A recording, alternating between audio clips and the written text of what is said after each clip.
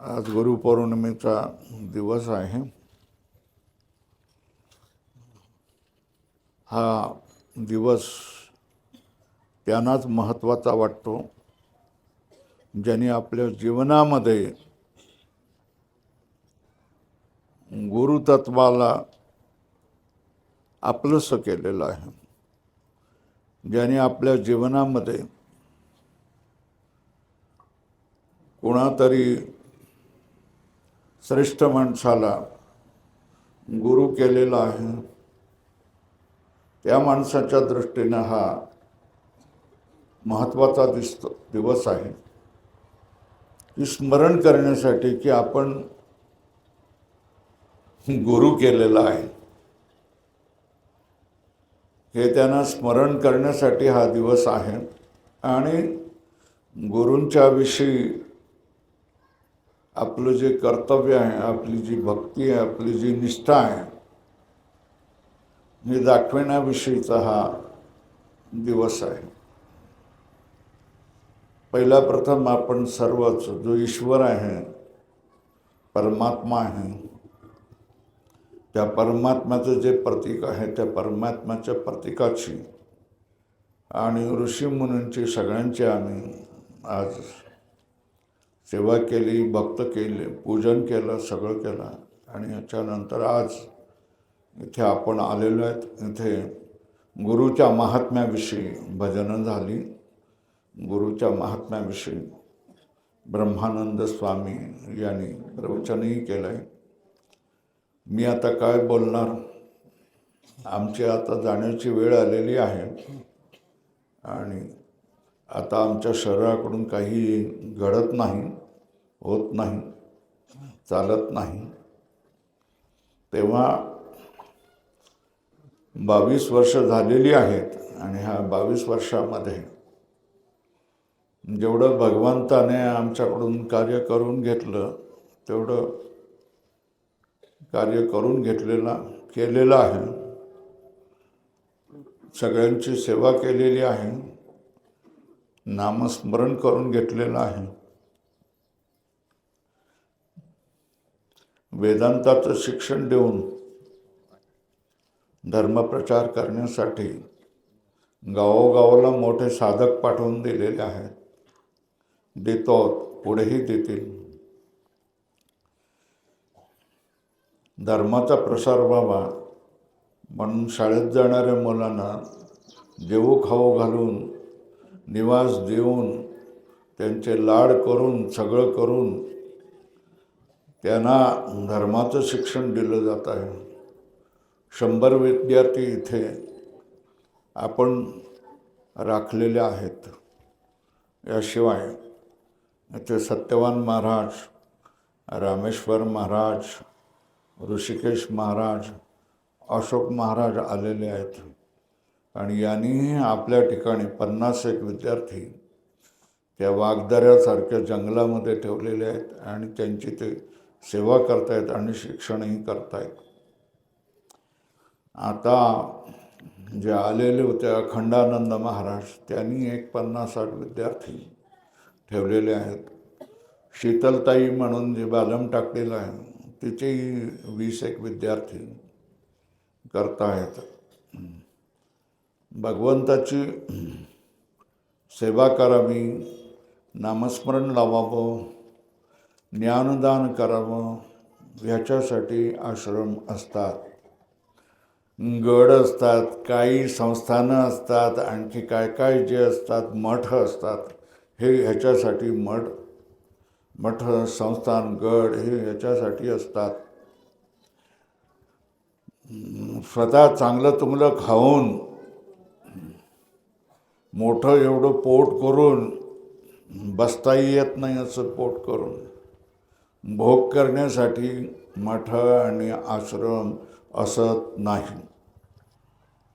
अतिशय त्यागाने, तपस्येने, वैराग्याने राहून आपल्या गरजा अत्यंत अल्प ठेवून भक्तांची सेवा करण्यासाठीच आश्रम आणि मठ असतात. धर्माचा प्रचार करण्यासाठी धर्माचं पालन करण्यासाठी, विठोबाचं नाम वाढवण्यासाठी, पाखंडाचं खंडन करण्यासाठीच प्रमाणे हे लोक सांगतील. मी भावार्थ सांगतो आहे. मठ संस्थानं असतात. आम्हाला स्वतःला भोग करण्यासाठी आश्रमाची गरज नाही. भोग होण्यासारख्या सगळ्या परिस्थिती आम्ही सोडून त्यागून आलो. इच्छा होती की अरण्यामध्ये, जंगलामध्ये, डोंगरावर एकांतामध्ये बसून परमेश्वराचं चिंतन करावं. पण परमेश्वराच्या मनातली इच्छा वेगळीच होती. परमेश्वराने सांगितलं, एकटा राहिलास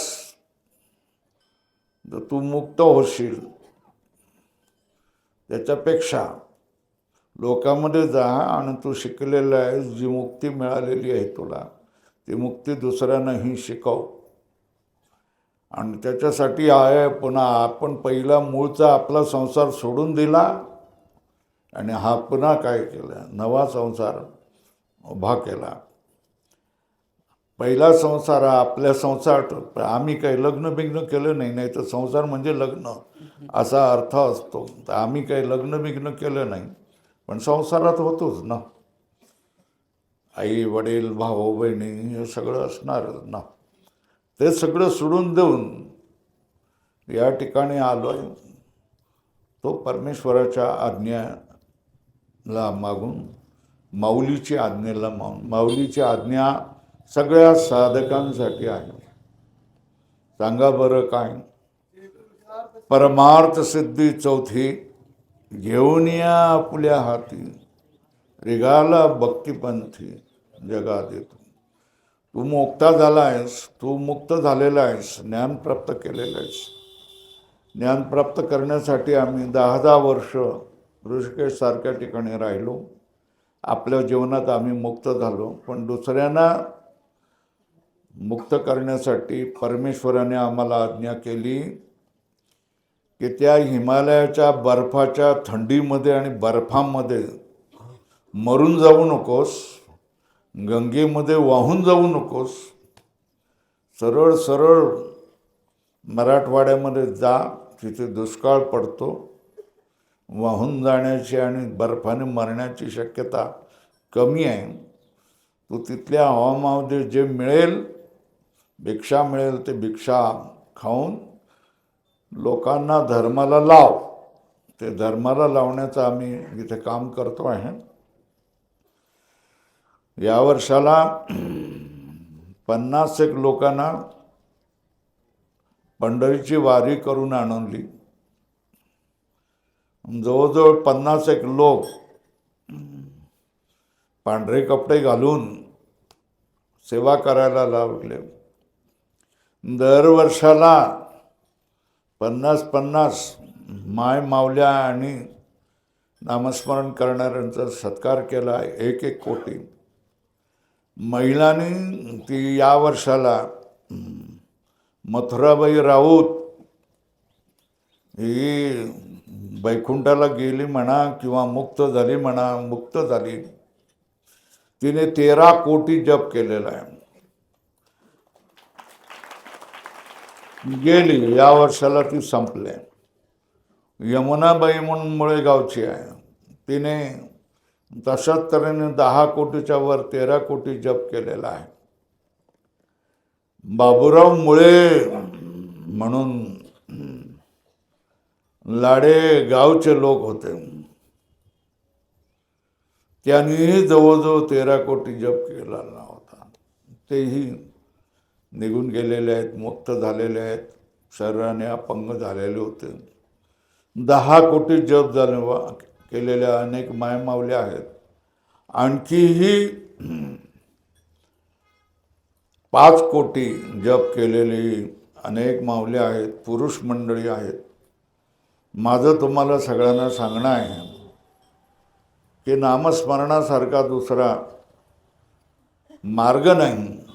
आणि तुम्ही सगळ्या लोकांनी आपल्या जीवनामध्ये, मी त्या ठिकाणी बघितलं होतं, झाडे वडगावच्या मंदिरासमोर लोक पत्ते खेळत बसले होते. नाव नाही सांगत मी. त्यांच्या पाया पडलो आणि मी सांगितलं की बाबांनो, निदान देवाच्या मंदिरासमोर तरी तुम्ही ह्या गोष्टी करू नका. ऐकले ते, माझ्यावर रागावले नाही. तेव्हा जर आपण नामस्मरणाला लागलो तर दुसऱ्या कुठल्याही गोष्टी करण्याची आपणाला जरूर पडत नाही. दुसऱ्या कुठल्याही गोष्टी करण्यापेक्षा गळ्यामध्ये माळ ठेवावी, गळ्यामध्ये पिशवी घालावी, त्याच्यामध्ये माळ ठेवावी आणि माळेचा जप करत राहावा. सुनेबरोबर भांडण्यापेक्षा, सासवेबरोबर भांडण्यापेक्षा, मुलाबरोबर भांडण करण्यापेक्षा, बापाबरोबर भांडण करण्यापेक्षा आपण आपलं शांतपणे राहून 2 भाकऱ्या मिळत आहेत ते भाकऱ्या घेऊन भगवंताचा जप करणं, हे सगळ्यामध्ये चांगली गोष्टी आहेत. या सगळ्या गोष्टी आम्ही केलेल्या आहे. आम्ही स्वतःला कधीच गुरु मानलं नाही, मोठा मानलं नाही, मोठा संतही मानलं नाही. भगवंताचा एक नम्र सेवक म्हणून राहिलो आणि परमेश्वराचं चिंतन करत राहिलो. तुम्ही सगळ्यांनी वाईट व्यसनं सोडून द्या, पत्ते खेळणं सोडून द्या, दारू पिणं सोडून द्या, मांस खाणं सोडून द्या, दुसऱ्या गोष्टी, वाईट गोष्टी, निषिद्ध गोष्टी करण्या सोडून द्या आणि भगवंताच्या चिंतनाला लागा. भगवंताच्या चिंतनाला तुम्ही लागलेत तर तुमची लोकयात्रा चांगली होईल. पुढच्या जन्मामध्ये पुन्हा जन्म तुम्हाला घेण्याची जरूर पडणार नाही. या जन्मामध्ये तुम्ही मुक्त व्हाल आणि यासाठी हा मठ आहे.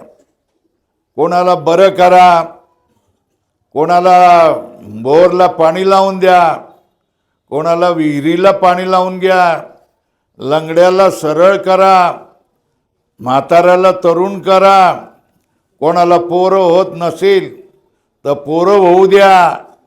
असल्या गोष्टी संत करत नाहीत आणि असल्या गोष्टीसाठी गडावर, आश्रमामध्ये, मठामध्ये यायचं नसतं.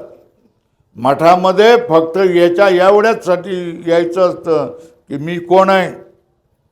हा छळणारा जो प्रपंच आहे, हा प्रपंचाचं स्वरूप काय, हा प्रपंच माझ्यासाठी कधी नष्ट होऊन जाईल, हा प्रपंच नष्ट होण्यासाठी मी काय करू, या शरीराला करवतीने चिरू की आणखी शिर कापून देऊ की आणखी काय करू, असं गुरुला तुम्ही विचारलं पाहिजे. जो परमात्मा आहे, परमात्मा आहे, तो परमात्मा कुठे आहे, कसा आहे, याच्यासाठी रविवारी आम्ही काय विचारसागराचा पाठ ठेवलेला आहे. 15-20 माणसं येतात, बाकीच्यांनी सगळ्यांनी यायला पाहिजे. तरुण पोरांना सुधारण्यासाठी तरुण पोरांना सांगितलं की धार्मिक कार्यक्रमांना येताना तुम्ही पांढरे कपडे घातले पाहिजेत, सेवा केली पाहिजेत.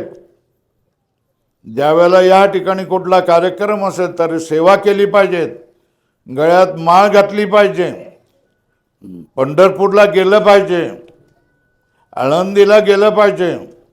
याच्या पुढे मी सांगतोय की महिलांनी सुद्धा काय करावं, सफेद वस्त्र नेसावं आणि सेवेसाठी तयार व्हावं.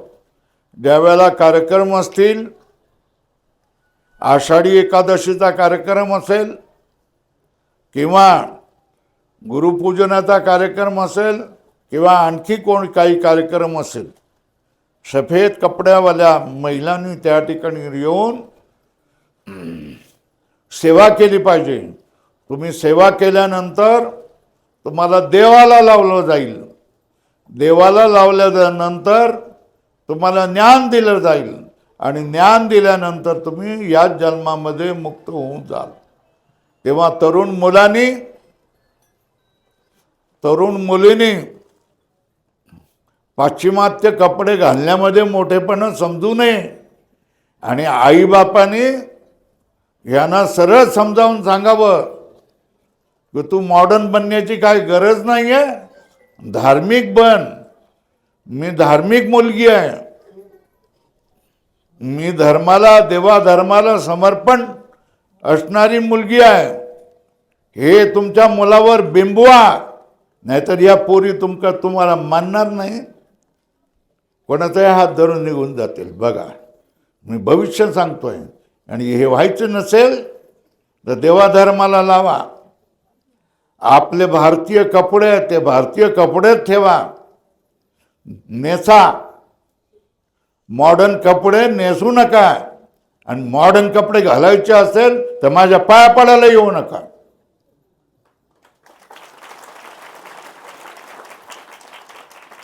माझे पाय पडावे म्हणून मला गरज नाही आहे. आपली संस्कृती, आपला धर्म पाळला पाहिजे. तुम्ही मॉडर्न कपडे घातल्यानंतर साधू संत तुमच्यावर नजर तरी ठेवेल का? मान खाली घालेल. तो साधू संतांची आपल्यावर नजर पडावी, आपल्या मनातलं पाप निघून जावं, आपल्या मनामध्ये देवा धर्माचे संस्कार यावे, म्हणून साधू संतांची नजर आपल्यावर पडली पाहिजे. जशा आपल्या जुन्या माय माऊल्या असतात त्यांच्याविषयी काही वाटत नाही, पण या मॉडर्न मुलगी पॅन्टी घालून आल्यानंतर त्यांच्यावर कोण आशीर्वादाची नजर त्यांच्यावर ठेवेल? नाही ठेवू शकत. त्यांना लाज वाटत नाही, पण संतांना लाज वाटणार. संत आपली नजर खाली करणार. संतांनी आपली नजर खाली केली आणि आपल्यावर जर संतांची नजर पडली नाही तर लक्षात ठेवा, पाप्यांची नजर तुमच्यावर पडल्याशिवाय राहणार नाही. आणि एकदा का पाप्यांची नजर तुमच्यावर पडली की तुमच्या जीवनाचं वाटोळं झाल्याशिवाय राहणार नाही. हे मी सांगून ठेवतोय. म्हणून आपला धर्म, आपल्या देवता, आपली तीर्थ, आपली तीर्थक्षेत्र, आपल्या पवित्र नद्या, आपलं पवित्र खानपान, आपला पवित्र पेहराव, याच्यामध्ये आपली भारतीय संस्कृती, हिंदू संस्कृती दडलेली आहे. आणि त्या संस्कृतीचा तुम्ही अवलंब करा. या बाजूला बघा तुम्ही, ही सगळी मंडळी कशी आहे, पांढऱ्या टोप्या आणि धोतर नेसलेली मंडळी आहेत. तशा तऱ्हेने आपण आपल्या धर्माचा अवलंब करायचा, आपल्या संस्कृतीचा अवलंब करायचा.